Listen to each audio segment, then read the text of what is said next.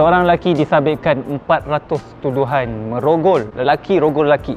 Jadi itulah Luis Garavito ataupun dikenali sebagai The Beast. Okey, so The Beast ni seorang lelaki yang dibesarkan daripada keluarga yang orang cakap problematik lah, di mana ayahnya merupakan seorang yang kaki mabuk, kaki pukul, dan pada waktu dia kecil dia juga telah pernah dirogol oleh dua orang lelaki. Tak tahulah hidup dia begitu malang sekali.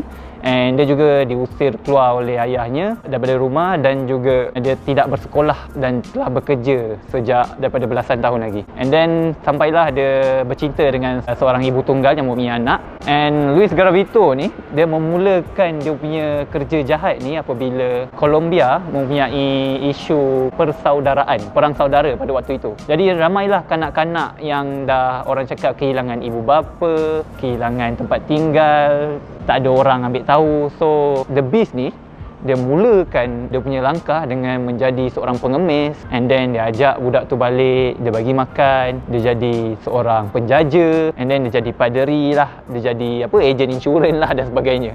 And macam mana Luis Garavito ni ataupun The Beast ni menganiaya mangsanya, apabila kanak-kanak ni dibawa pulang ke rumah, dia akan bercerita dengan kanak-kanak ni, dia akan ajak berborak dan sebagainya, sampailah kanak-kanak ni penat dan tertidur. Bila kanak-kanak ni tertidur, dia akan buka baju kanak-kanak ni secara perlahan-lahan, kemudian dia akan merogol kanak-kanak ni hidup-hidup. So Luis Garavito ataupun The Beast ni dia memang nak dikatakan tidak siuman taklah juga, sebab dia berfikir waras, cuma kecenderungan dia ke arah kanak-kanak lelaki itu amat-amatlah kuat dan tidak boleh difikir oleh logik akal lah.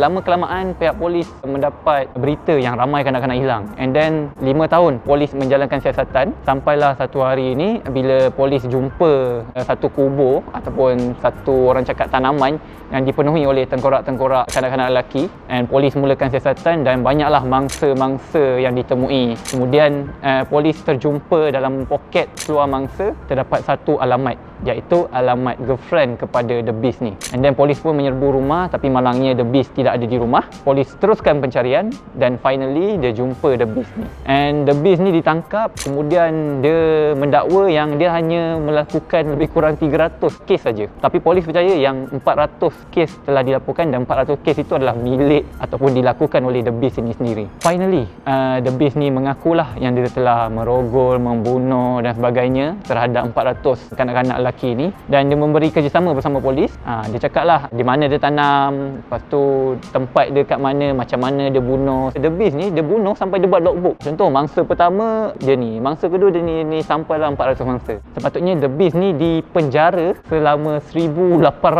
tahun. Itu undang-undang Colombia lah.